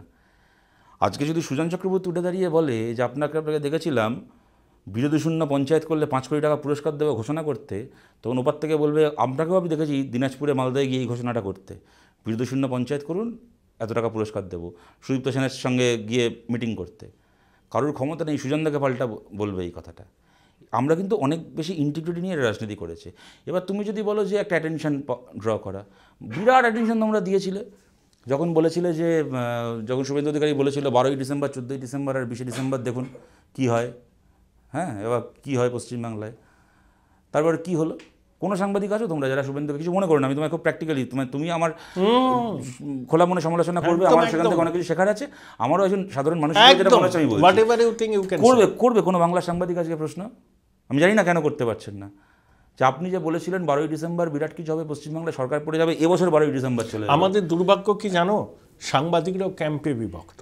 হ্যাঁ ঠিকই, যেটা তোমাদের কেন, এটা বাংলার মানুষের দুর্ভাগ্য। এবং অ্যাসেম্বলিতে যারা বিজেপি করে মানে কাভার করে, তারা তৃণমূলের ঘরে ঢোকে না, আবার যারা তৃণমূল এবং মুখ্যমন্ত্রী কাভার করে তারা বিরোধী দলনেতার ঘরে। হ্যাঁ ঠিকই, এটা খুব দুর্ভাগ্যজনক। আমি তোমায় বলছি যে এই প্রশ্ন কেউ করবে যে বন্দে ভারতে যখন চালু হওয়ার পর ঢিল পড়লো, কিচ্ছু না জেনে শুভেন্দু অধিকারী বলে দিলেন যে মালদা জেলায় ঢিলটা ছড়া হয়েছে। কারণটা কি, ট্রেনটা যে রুট দিয়ে যাচ্ছে তার মধ্যে একটা জেলা মালদা, যে জেলাটা হচ্ছে মুসলিম মেজরিটি জেলা, মালদা জেলা বললেই শুভেন্দু বলছে আসি এটা জিওগ্রাফিক্যাল লোকেশন, কিন্তু আমরা তো জানি এটা একটা ডেমোগ্রাফিক্যাল লোকেশনের জন্য বলছে, তাই তো? তারপরে রেলের রিলিজ করা সিসিটিভি ফুটেজে দেখা গেল যে ওই ডালখোলার পরে যখন কিষানগঞ্জ দিয়ে যাচ্ছে, বিহার দিয়ে যাচ্ছে, এবং তখন বিহারে বিজেপি জোটেরই সরকার, তারপরে তো নীতিশ কুমার আবার পাল্টি হলো, তখন ঢিলটা ছোড়া হয়েছে। গত 1 বছরে কেউ প্রশ্ন করলো শুভেন্দুকে যে কোনো কারোর কিচ্ছু না জেনে আপনি খালি একটা সম্প্রদায়কে টার্গেট করবেন বলে, যে আমাদের এক মনে আছে তোমাদের মুখপাত্রের সাংবাদিকও তো বিধানসভা, আমি তোমায় বলছি হ্যাঁ করে তো প্রশ্ন করে তো একমাত্র তারাই তো করে। তোমার মনে আছে 2010 একটা ঘটনা ঘটেছিল কর্পোরেশন ভোটের দিন, যাদবপুরে বাপি ধর বলে আমাদের একজন হচ্ছে পোলিং এজেন্টকে হঠাৎ করে সেন্ট্রাল ফোর্স গুলি করে এসে মারা গেল, বাপি ধর 2010 কর্পোরেশন ভোটের দিন। হ্যাঁ, কিচ্ছু না জেনে মমতা বন্দ্যোপাধ্যায় বলে দিলেন ও তারা নোটেড ক্রিমিনাল ছিল, কিচ্ছু না বলে দিলেন। পরের দিন যখন বাপি ধরের সেই মৃতদেহ নিয়ে যাদবপুর থেকে মিছিল বেরোলো, হাজার হাজার লোক, পাড়ার লোক, তখন আনন্দবাজারের ফার্স্ট পেজে হেডলাইন ছিল যে ওনার পাড়ার লোক জানিয়ে দিল বাপি ধর ক্রিমিনাল ছিলেন না। হ্যাঁ, যেটা মমতা বন্দ্যোপাধ্যায় কিচ্ছু না জেনে বলে বলেছিলেন শওকত তুই তো বোম্বা দিস, ওটা বোধহয় জেনে বলেছিলেন, যাকগে এ বলে দিলেন। সেরকম কোথাও কিছু না জেনে বলে দিলেন যে মালদায় ঢিলটা সরে, এর বন্দে ভারত এখান থেকে বেরিয়ে যায় হুগলি হয়ে, বর্ধমান হয়ে, বীরভূম হয়ে, তারপর ফারাক্কা পার করে মালদা হয়ে, তারপর ওখানে বারসই হয়ে, কিষানগঞ্জের মধ্যে থেকে বারসই হয়ে এনজেপিতে গিয়ে থামে। গোটা রুটের মধ্যে একটা মুসলিম মেজরিটি ডিস্ট্রিক্ট আছে, বলে দিল তার নাম। হ্যাঁ, বাংলার ইয়েতে কে প্রশ্ন করলো আজ অব্দি যে আপনি রাজ্যের বিরোধী দলনেতা, আপনি কাগজে নাম তুলবেন সরকারের পলিসিকে, কোথায় বাজেটের ঘাটলা হচ্ছে, ঘোটালা হচ্ছে, কোথায় হচ্ছে তারা অসাংবিধানিক কাজ করছে, কোথায় জনবিরোধী বিল আনছে, সেইগুলোকে এক্সপোজ করে লোকের সামনে আপনি খবর করবেন। তা না, আপনি কোনো কিছু না জেনে এই জাত ধর্মের রাজনীতি করে দিনের পর দিন কাগজে নাম তুলছেন। আজ অব্দি প্রশ্নটা কেউ করলো না। তুমি এটাকে বলবে, তুমি বলো তো, তুমি এত বছর একজন সাংবাদিক করা উচিত, যেটা সাকসেস, আমি তো বলি করা উচিত, তো বিরোধী দলনেতা হিসেবে এটা সাকসেস তুমি বলো। হ্যাঁ ঠিক, সূর্যকান্ত মিশ্র এরকমভাবে কাগজে নাম তোলেননি, সুজন চক্রবর্তী ভাবে কাগজে নাম তোলেন, কথা এক্সপোজ করা, সেটা নিয়ে কোনটা বলো, কোনটা এক্সপোজ? এখন নতুন হলো মিড ডে মিল থেকে শুরু করে সবকিছু। মিড ডে মিলের কেলেঙ্কারি এক্সপোজ করেছে, মিড ডে মিলের কেলেঙ্কারি তো কবে থেকে এক্সপোজ। তারপরে পিপিই কিট, মিড ডে মিলের কেলেঙ্কারি, পিপিই কিট এক্সপোজ হওয়ার সময় তো শুভেন্দু অধিকারী তৃণমূল করতো। পিপিই কিট যখন 2000 সালে, সে তো অনেকদিনই তৃণমূল, আমি বলছি 2000 সালে যখন পিপিই কিটের কেলেঙ্কারিটা হচ্ছে এবং এক্সপোজ হচ্ছে, তখন তো শুভেন্দু তৃণমূল করে। পিপিই কিটের কেলেঙ্কারি তো আমাদের স্বাস্থ্যকর্মীরা আমাদেরকে বলেছিল, তখন তো আমরা প্রেস করি। ও তো শুভেন্দু তো বিজেপিতে গেলেন তারপর 2020 শেষ দিকে, আমার যতদূর মনে পড়ছে, যখন নভেম্বরে। তো এই তো কোভিড তো যখন সেই 2020 মার্চ মাসে যখন কোভিড হচ্ছে, তখন তো উনি তো তৃণমূলের তখন গিয়ে। সুতরাং দেখো ওর কথাটা কী বলো তো, মানে ওই বলে না সেই চালনি কখনো সুচার বিচার করতে পারে না। আচ্ছা, যদি উল্টোটাও হয়, আমি ধরে নিচ্ছি মমতা বন্দ্যোপাধ্যায় কি তৃণমূল চালনি, ছুঁচেরও তো চালনির বিচার করা উচিত নয়। শুভেন্দু বলতে পারে যে ঠিক আছে, আমি না হয় ছুঁচ, তোমরা চালনি। ও তো বলছে আমি যাদেরকে দেখে বড় হয়েছি তার মধ্যে সুকুমার সেনগুপ্ত, গীতা মুখার্জি, ইন্দ্রজিৎ গুপ্ত, অনেক পুরনো বামপন্থীদের নেতাদের সঙ্গে কথা বলছে। গীতা মুখার্জি বলছে সমর্থন চাইছে, তারাও নাকি অ্যাকসেপ্ট করেছে। গীতা মুখার্জিকে দেখে যদি কেউ মমতা ব্যানার্জির দলে গিয়ে ভেড়ে, তাহলে তার তো মানে ডাক্তার দেখানো উচিত, তার তো মাথার ডাক্তার দেখানো উচিত। উনি গীতা মুখার্জিকে থেকে বড় হলেন, হয়ে মমতা ব্যানার্জির দলে চলে গেলেন। কিন্তু বামপন্থীদের সঙ্গে যোগাযোগ করছেন, উনি কেনই বা গীতা মুখার্জিকে থেকে বা বিশ্বনাথ সেনগুপ্তকে থেকে বড় হতে পারবেন? ওনার বাবা শিশির অধিকারী, ওনাদের অধিকারী পরিবার ওখানকার বড় যোদ্ধার পরিবার। ওই যোদ্ধারদের বিরুদ্ধে লড়াই করে তো সুকুমার সেনগুপ্ত, বিশ্বনাথ মুখার্জি, গীতা মুখার্জিরা নেতা হয়েছেন। তাদের তো লড়াই, এরা তো কৃষকের নেতা ছিলেন।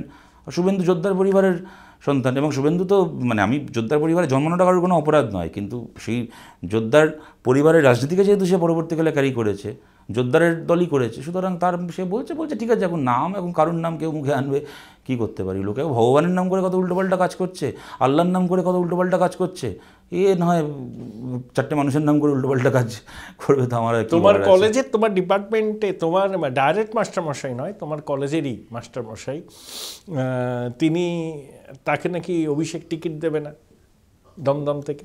অভিষেককে টিকিট দেবে বলছে, দেহত্যাগ না করলে এরা পদত্যাগ করে না। এই যে নতুন পুরনো দ্বন্দ্ব, এটা কি পিসি ভাইপোর অভ্যন্তরীণ একটা গটাপ খেলা? অভিষেক কি সিন্ধে হতে পারে? গটাপ খেলা কিনা জানি না, তবে এইটুকু জানি যে অভিষেক যদি সিন্ধে হয় তাহলে অভিষেকের 7 খুন মাফ হয়ে যাবে। যে বিজেপি দিন ধরে চোর ভাইপো এই সেই বলে গেল, তারা অভিষেককে ওই পার্টি অফিসে অভিষেক বসে থাকবে, ওরা গিয়ে চা করে দেবে অভিষেককে, যেরকম এখন শুভেন্দুকে চা দিতে হয় সেরকমভাবে চা দেবে। মানে এই তুমি যেহেতু সিন্ধের কথাটা বললে, এটা তো ঘটনা যে অমিত শাহ এবার কলকাতায় সভা করতে এসে একবার কি ভাইপো বুঝছে না এমন কি একটা কথা বলা ছাড়া অভিষেকের নাম মুখে আনলেন না, যেখানে কিনা বাঁচাতে পিসি দুর্গা নাম, যার নামে, হ্যাঁ ভাইপোকে বাঁচাতে পিসি দুর্গা নাম করছে। এছাড়া আর তাছাড়া গোটা বক্তৃতার কথা অভিষেকের নাম করলেন না।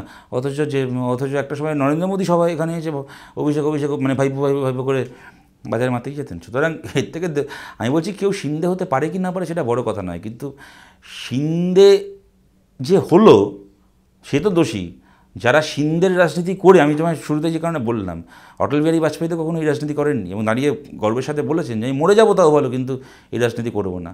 আজকে যা এই চাণক্য, সিন্ধে, হেমন্ত বিশ্ব শর্মা, এরা কি বাজপেয়ী রাজনীতিকে আজকে ভ্যালিডেট করছে?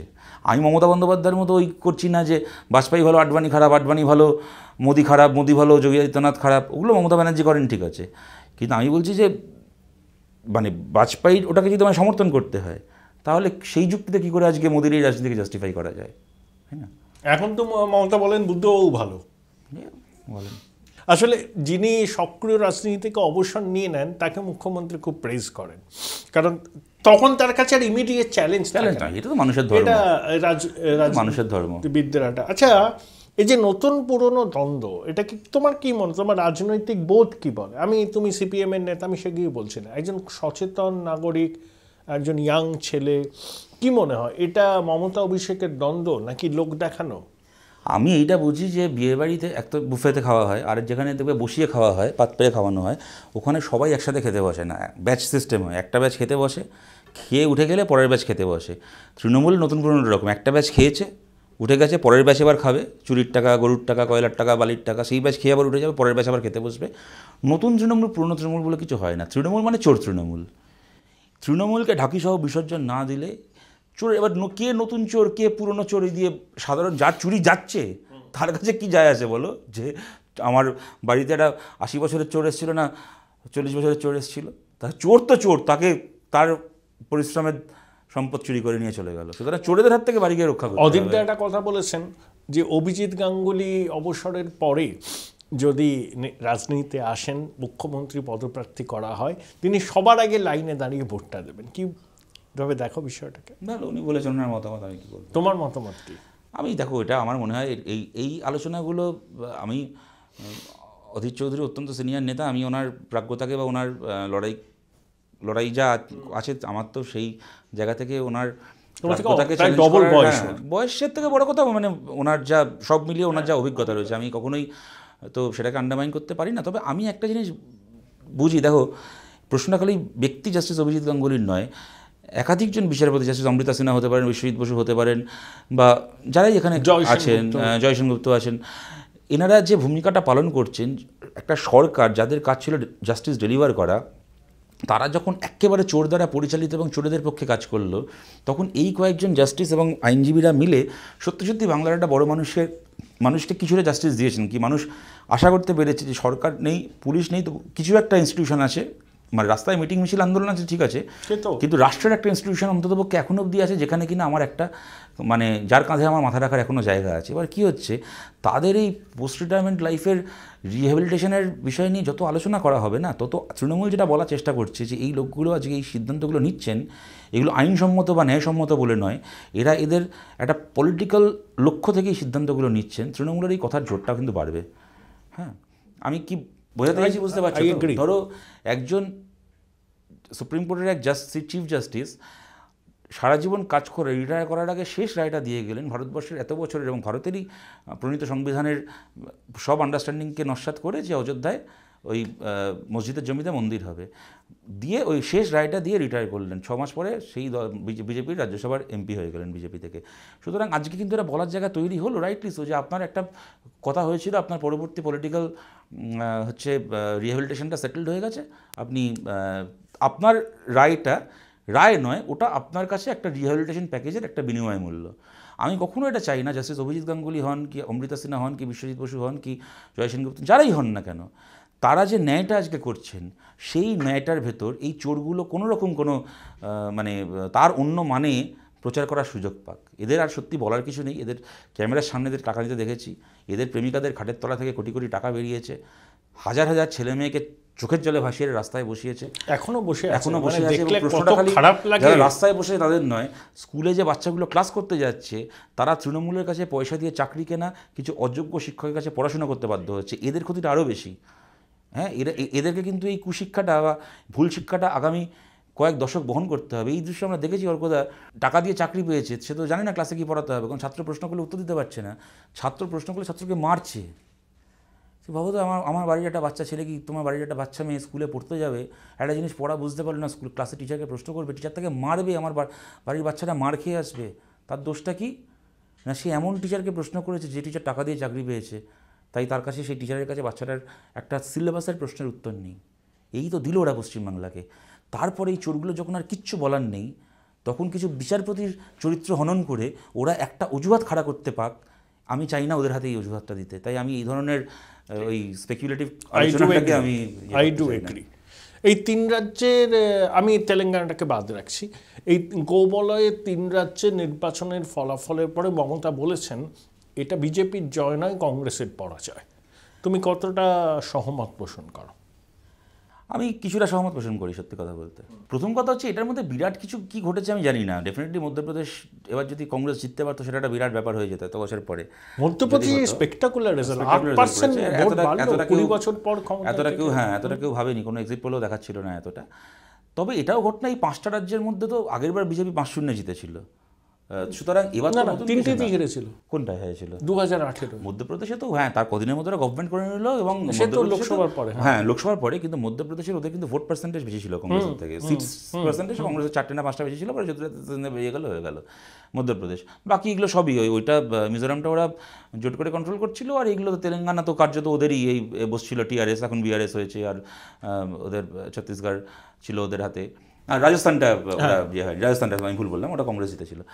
এইবার কথাটা হচ্ছে যে আমি তোমায় বলছি 2004-এ তোমার খুব ভালো করে মনে আছে, এই 5টা রাজ্যেই বিজেপি জিতলো, খালি তাই নয়, এমনভাবে জিতলো যে বাজপেয়ী তখন ইলেকশন এগিয়ে আনলেন 2004-এর লোকসভা ভোট এগিয়ে, ইন্ডিয়া শাইনিং বলে টলে, তারপর বিজেপি পুরো ধুয়ে গেল। সুতরাং এই রাজ্যগুলো থেকে তো তুমি দেখো, আমি একটু আগে হিসাবটা দেখছিলাম, কোথায় চলে গেল, 65টা আছে, 3টে রাজ্য মিলিয়ে 65টা, মানে 65টা যে আছে, আমি তোমায় এই কারণে বলছি, তার মধ্যে তুমি দেখো এই গত লোকসভায় মধ্যপ্রদেশের 29টা আসনের মধ্যে বিজেপি 28টা জিতেছে, রাজস্থানের 25টাতে 25টাই বিজেপি জিতেছে, আর ছত্তিশগড়ের 11টার মধ্যে 9টা বিজেপি জিতেছে। সুতরাং এইগুলো থেকে তো বেশি, মানে প্রায় সব আসন বিজেপি এমনি পেয়ে বসে আছে। সুতরাং এগুলোতে একই স্যাচুরেশন পয়েন্টে পৌঁছে গেছে, হয় একই থাকবে অথবা কিছু হলেও কমবে। সুতরাং এর দিয়ে তো বিরাট। তবে কংগ্রেসের একটা ব্যাপারে আমার মনে হয় ভেবে দেখা উচিত, যেটা আমি শুরুতে বললাম, দেখো রাহুল গান্ধীর ভারত জোড়ো যাত্রায় একটা কারণে আমার নিজের খুবই, বা আমার মতো অনেকেরই খুব ভালো লেগেছিলো, অ্যাপ্রিসিয়েট করেছিলাম, সেটা হচ্ছে ওরা খালি একটা অল্টারনেট পলিটিক্যাল প্রোগ্রাম না, রাহুল গান্ধী যেটা বারবার জোর দিয়েছিলেন, যেটা অল্টারনেট পলিটিক্যাল ন্যারেটিভে জোর দিয়েছিলেন। হ্যাঁ, যে ভারতের প্লুরালিটি, মাল্টিলিঙ্গুয়ালিটি, সব ভাষার সমমর্যাদা, ধর্মকে সরিয়ে এনে রুটি কাপড়া মাখানের রাজনীতি, এডুকেশন, আজকের দিনে সেলফ হেল্প গ্রুপ, এমপ্লয়, এই যে একটা ন্যারেটিভ, যেটা কিন্তু খুব প্রোগ্রেসিভ একটা রাজনীতি ছিল। এটাকে কিন্তু আমরা খুব, মানে অনেকেই বলতো যে ভারত জোড়ো যাত্রার ম্যানিফেস্টোটা বোধহয় কোনো কমিউনিস্ট বামপন্থী নেতা লিখে দিয়েছে, নাহলে তো এই ইয়ে থাকতে পারে না। কিন্তু এত কিছু করার পরে যদি ভোটে ফিরে এসে বলতে হয় যে আমি কৌশল্যার মন্দির বানাবো তাই আমায় ভোট দাও, তো যেটা আমি আগেও বললাম যে মন্দির তোমার থেকে অনেক ভালো বিজেপি বানাতে পারে, তো ওদের পেটেন্ট আছে, ওয়াই নট দে। দ্বিতীয় কথা দেখো, মানে আমার যখন অবস্থা খারাপ হবে তখন আমি বলবো জোট করবো, আর যখন আমার কিছু ওপিনিয়ন পোল দেখাবে যে আমার রেজাল্ট ভালো হবে তখন আমি একা করবো। তার তো দেখো তার পেনাল্টি আছে। ধর রাজস্থানে আমাদের যে জেতা আসন ছিল সেখানেও কংগ্রেস প্রার্থী দিয়েছে, অত বড় রাজ্যে 2টো আসন আমাদের জেতা ছিল। অমর রাম তো আগেরবার জিততে হবে, তার আগেরবার জিতেছিলেন, এবার যেটা পেমারামের সিটে আর ইয়েতে বল্লন পুনিয়া, ওখানে প্রার্থী দিয়েছেন। কি হলো, সেই একটা সিটে 750 ভোটে, একটা সিটে 1100 ভোটে বিজেপির তুলনায় আমরা হারলাম। আমাদের কিন্তু ভোট প্রচুর ভালো রাজস্থানে গতবারের থেকে, 1 লাখের ওপর ভোট পেয়ে সিটটা আমাদের হেরে যেতে হলো। তার কারণটা কি, খালি কংগ্রেসের আলাদা প্রার্থীর জন্য। কংগ্রেস ওখানে 3rd হলো, এবার আবার আম আদমি পার্টি ওখানে প্রার্থী দিয়েছিল, করে আমরা হেরে গেলাম। কংগ্রেস যদি আজকে ওনারাও নিশ্চয়ই এটা মনে করেন যে ওখানে বিজেপি জেতার থেকে বামপন্থীরা জিতলে ভালো হতো, কিন্তু এখন আর মনে করে কি লাভ নেই। সুতরাং আমার মনে হয় যে এইগুলোও যদি ইন্ট্রোস্পেক্ট না হয় তাহলে খুব জরুরি। আমার শেষ প্রশ্ন, পশ্চিমবঙ্গে ইডি সিবিআই এর ম্যাক্সিমাম কোর্টের নির্দেশ এবং নজরদারিতে তদন্ত চলছে। তৃণমূল একটা ন্যারেটিভ তৈরি করছে যে এগুলো বিজেপির অঙ্গুলি হিলানে চলে, বিজেপির ওরা একটা শাখা সংগঠন। সুপ্রিম কোর্টে ইডির বাড়াবাড়ির বিরুদ্ধে অনেকেই তো চিঠিপত্র লিখেছিল, সাইন ফাইন করেছিল, তাতে সীতারাম ইয়েচুরিরও সমর্থন ছিল, মানে সাইন ছিল। তাহলে পশ্চিমবঙ্গে ইডি সিবিআই এর তদন্তকে তোমরা স্বাগত জানাচ্ছ, আবার অন্য রাজ্যে ইডি সিবিআই সক্রিয় হলে তোমরা বলছো যে ইডির ক্ষমতা কাট করা। এটা পশ্চিমবাংলা সহ গন্ডগোল। পশ্চিমবাংলা সহ গোটা ভারতে কি সত্যি সত্যি ইডি সিবিআই বিজেপির হয়ে কাজ করছে না? আমি বলছি যে এই যে এখনও পর্যন্ত পিসি ভাইপো জেলের বাইরে আছে, মূল মাথাটা ছাড়া পেয়ে যাচ্ছে, কল্যাণময় গাঙ্গুলি পর্যন্ত বেল পেয়ে গেল ইডির কেসে, আবার ধরা পড়ে গেল। আর সে তো সিবিআইয়ের কেস, ওকে ধরে রাখার জন্য কদিন রাখবে এরকমভাবে? কালকেই কোর্টে গিয়ে বলবে দেখো আমাকে ধরে রাখার জন্য ধরে রাখছে, একটা এজেন্সি ছাড়ছে তো একটা এজেন্সি একই অ্যালিগেশনে ইয়ে করছে। এবং ইডির কেসে ছাড়লোটা কেন? যখন তুমি কোর্টে কী দেখা গেল, 1.5 বছর ধরে একটা লোককে জেলে বসিয়ে রেখে তাকে একদিন ইন্টারোগেট করেনি, তাহলে তুমি তাকে আন্ডার ট্রায়াল জেলে রেখেছোটা কেন? একদিন তাকে ইন্টারোগেট করেনি, তোমার কী দরকার তাকে ডিটেন করে রাখার? আমাদের দেশে জানো তো, তুমি অবশ্যই জানো এটা, jail is exception, bail is law. তো তুমি এক্সেপশনাল কেসে জেল হয়, তুমি কী এক্সেপশনাল কেস? তোমার যাকে তোমার প্রশ্ন করারই দরকার নেই তাকে তুমি আটকে রেখে দিচ্ছ। মানিক ভট্টাচার্যের স্ত্রী জামিন পেয়ে গেছে, ছেলেও বোধহয় জামিন পেয়ে গেছে, না পাবে পায়নি এখনও অবধি, যাচ্ছে পাবে করছে, স্ত্রী জামিন পেয়ে গেছে, এক এক করে এরাও বেরোতে শুরু করে দিয়েছে অলরেডি। সুতরাং আমি বলছি যে এইগুলো যদি বিজেপির জন্য না হয়, এবং জাস্টিস অভিজিৎ গাঙ্গুলি, জাস্টিস অমৃতা সিনহা পরিষ্কার কোর্টে দাঁড়িয়ে একজন ইডিকে একজন সিবিআইকে বলেছেন যে আপনারা প্রমাণ লোপাট করে মূল মাথাদেরকে বাঁচানোর চেষ্টা করছেন। তুমি বলো ওর কথা, ইডি এটা করছে কেন? দুটো কারণে হতে পারে। আমি যদি ধরে নিই যে বিজেপির এখানে কোনো সে নেই, তাহলে ধরে নিতে হবে তৃণমূলের কথা ইডি চলে, তো আরও খারাপ। তাহলে আমায় ধরে নিতে হবে যে তৃণমূল চালায় পশ্চিমবাংলায় সিবিআইকে, সে তো আরও খারাপ। রাজ্য পুলিশকে তৃণমূল চালায় বলে আমরা চাইলাম ইডি সিবিআই, বিকাশদা মামলা করে নিয়ে আসলেন। এখন যদি ইডি সিবিআইকেও তৃণমূল চালায়, যদি না বিজেপি চালায়, তাহলে কি রইল? না, ইডি সিবিআই এর এখানে আরো তদন্তে গতি বাড়াক তোমরা চাইছো, অনেকেই চাইছে। আবার ইডি সিবিআই অ্যাক্টিভ হয়ে যাচ্ছে, অত্যন্ত বিরোধীদের বেছে বেছে নিশানা করছে, এই কংগ্রেস তৃণমূলের ন্যারেটিভে তোমরা এটা সই করেছে করছো। তো। নিউজ ক্লিকে প্রবীর পুরকায়স্থকে কেন জেলে ধরে রেখেছে?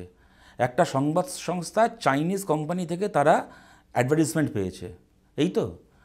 আজকে তোমার যতগুলো প্রো বিজেপি, আমি ন্যাশনাল মিডিয়া শব্দটা ব্যবহার করি না, এটাও একটা খুব ওই হিন্দুস্তানের শব্দ। ন্যাশনাল মিডিয়া বলে কিছু হয় না, তুমি বাংলা মিডিয়া, তোমারটাও ন্যাশনাল মিডিয়া, হিন্দিটাও ন্যাশনাল মিডিয়া, ওটা হিন্দি মিডিয়া, এটা বাংলা, ওটা তামিল মিডিয়া, আলাদা কথা। নিবে যে চ্যানেলগুলো মোদি মোদি মোদি করে রাত দিন, তারা ভিভোর ওপোর ফোনের, তারা চাইনিজ প্রোডাক্টের বিজ্ঞাপন, লেনোভোর ল্যাপটপের বিজ্ঞাপন তারা পায় না। তুমি তাও ছেড়ে দাও, পিএম কেয়ার্স ফান্ডে চীনা কোম্পানি কোটি কোটি টাকা ডোনেশন দেয়নি, একের পর এক চীনা কোম্পানি। তাহলে তো প্রবীর পুরকায়স্থ আর নরেন্দ্র মোদীর পাশাপাশি জেলে থাকা উচিত। আমাদের দেশে সুপ্রিম কোর্ট বেল দিচ্ছে না, সে তো দিচ্ছেন না, নিশ্চয়ই দেবেন, আমরা আশা করছি, আমরা অ্যাপিল করছি। কিন্তু আমি তোমায় বলছি যে যদি চীনা কোম্পানি, ওর কথা তুমি যখন যুক্তিতজ্ঞের সঙ্গে অর্ক করেছো, তোমার কাছে যতগুলো কোম্পানি অ্যাড দিয়েছে তার মধ্যে চাইনিজ ফোন কেউ নেই, বা কোনো না চাইনিজ ফায়ার এক্সটিংগুইশার কি, হিটার কি, সেই কিছু না কিছু তো চাইনিজ না হোক শ্রীলঙ্কার কোম্পানি থাকবে, শ্রীলঙ্কার না হোক বাংলাদেশের কোম্পানি থাকবে। প্রাণলিচি ড্রিঙ্ক হয়তো কোথাও স্পন্সরশিপ দিয়েছে বাংলাদেশের কোম্পানি, তার মানে তুমি বাংলাদেশের পলিটিক্যাল এজেন্ডা পারসিউ করছো না? ওই রয় সিংঘম হচ্ছে চীনের বিদেশ নীতির একটা, না না, আমি তোমায় প্রোপাগেট করার একটা, তাই তো বলছি। আমি বলছি যে কাউকে তুমি অ্যারেস্ট করছো, কারণটা কি?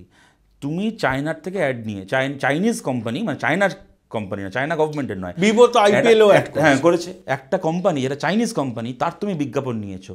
তার মানে তুমি যেগুলো বলছো নিশ্চয়ই সেগুলো এবার তুমি চীনা প্রোপাগান্ডা হচ্ছে, চীনা পলিটিক্স প্রোপাগেট করবে। তাহলে তো আমি বলতে পারি তাহলে মোদি পিএম কেয়ার্স ফান্ডে অ্যাডভার্টাইজমেন্টে তাও তারা এক্সচেঞ্জ, তুমি আমায় বিজ্ঞাপন দিচ্ছ, তার বদলে আমি তোমাকে পাবলিসিটি দিচ্ছি, আমি তোমাকে এয়ার টাইম দিচ্ছি, তোমার প্রোডাক্টটা আমার চ্যানেলের মাধ্যমে লোকের কাছে ইনভেস্ট হচ্ছে। পিএম কেয়ার্স ফান্ড তো কোনো এক্সচেঞ্জ নয়, তো ডোনেশন, তো হাত পেতে ভিক্ষে নেওয়া ওটা, এবং দেশের জন্য নয়, বিজেপির জন্য ভিক্ষে নেওয়া। ওরা কিন্তু যে সুপ্রিম কোর্টে হলফনামা দিয়ে বলেছে পিএম কেয়ার্স ফান্ড সরকারি ফান্ড নয়, অশোক স্তম্ভ ব্যবহার করে ওরা বিজেপির জন্য টাকা তুলেছে। তুমি তো ভাই হাত পেতে ভিক্ষে নিয়েছো চীনা কোম্পানির কাছ থেকে, তা তুমি কেন চায়নার এজেন্ডা পারসিউ করছো না? ইডিকে দিয়ে এই কাজ করছে। প্রবীর পুরকায়স্থের মতো লোক যে এমার্জেন্সির সময় জেল খেটেছে, এমার্জেন্সির বিরোধিতা করতে গিয়ে, সেই প্রবীর পুরকায়স্থ জেলে বসে থাকবে, আর অভিষেক ব্যানার্জি আর মমতা ব্যানার্জি লালবাতি গাড়ি চড়ে ঘুরে বেড়াবে, এই করেছে ইডি। তাই বলবো না এটা পলিটিক্যাল ভেন্ডেটা। কেন? প্রবীর পুরকায়স্থ যে দল করে, সেই দল লোকসভা ভোটের পরে উঠে যাবে তাও ভালো, কিন্তু বিজেপিকে সমর্থন করবে না। আর মমতা ব্যানার্জি বিজেপির পোটেনশিয়াল এলাই অতীতে সমর্থন করেছেন, ভাইপোর নামে কালকে আবার করতে পারেন, এই জন্যই তো আজকে ভাইপো বাইরে আর প্রবীর পুরকায়স্থ জেল খাটছে। আমার শেষ প্রশ্ন, সিভি আনন্দ বোস আর কতদিন আনন্দের সঙ্গে থাকবেন রাজভবন? আমি জানি না, দেখো আমরা গভর্নর নির্ভর রাজনীতি করি না, আমরা বলতে পারবো না। যারা গভর্নরের কোলে বসে রাজনীতি করেন, এটা তাদের চিন্তা, আমাদের কি যায় আসে। আমরা জানি দেখো রাস্তায় লড়াই করতে হবে, লড়াই করে ওদেরকে সরাতে হবে। মানে 2 বছরে হতে পারলে ভালো হতো, 10 বছর সময় লাগলো, 15 বছর সময় লাগলো, ঠিক আছে, ওরাও আমাদেরকে 34 বছর আমাদের বিরুদ্ধে লড়াই করেছে, আমরাও লড়াই করবো। আমরা মানুষের কাছে অ্যাপিল করছি, আপনারা রাস্তায় রাস্তা দেখ। হ্যাঁ 100 বার। এই সমস্ত বলবে আমি কালকে সরকার সেন্ট্রাল গভর্নমেন্ট থেকে কিছু এনে 12 তারিখ 14 তারিখ গভর্নমেন্ট ফেলে দেবো, ও বলবে গভর্নর আমার এই করে দেবে। হ্যাঁ, এই জন্য তো বিজেপির ভোট কমে যাচ্ছে, যে তুমি একটা গাজর ঝুলিয়ে তোমার কিছু মানুষকে কিছুদিনের জন্য তাকে অনুপ্রাণিত রাখবে। কতদিন ধরে তুমি যদি কিছু তাকে হাতে ডেলিভার করতে না পারো, কদিন এই ফাঁকা আওয়াজে মানুষ আস্থা রাখবে? Thank you. খোলামেলা কথা বললাম। সবসময় শতরূপের সঙ্গে কথা বলা হচ্ছে, খুব ভাইব্রেন্ট, এবং ও একটা আদর্শকে আঁকড়ে ধরে রাজনীতিটা করতে চায়। অনেকের দেখবেন না খুব সংসদ সর্বস্বতা আছে। আমি ওর সামনেই বলছি, এই মোহ থেকে ও মুক্ত। আমার সঙ্গে রাজনৈতিক মতের বিরোধিতা থাকতে পারে, কিন্তু সেটাও মতাদর্শগত, ব্যক্তিগত কিছু নয়। অনেক ভালো থেকো, এবং সামনের দিনে এইভাবেই লড়াই, সংগ্রাম, আন্দোলনের মধ্যে দিয়ে নিজের রাজনৈতিক জীবনকে সমৃদ্ধ করো। এতক্ষণ আপনারা দেখছিলেন শতরূপের সঙ্গে আমার একান্ত সাক্ষাৎকার, যুক্তিতর্ক সঙ্গে।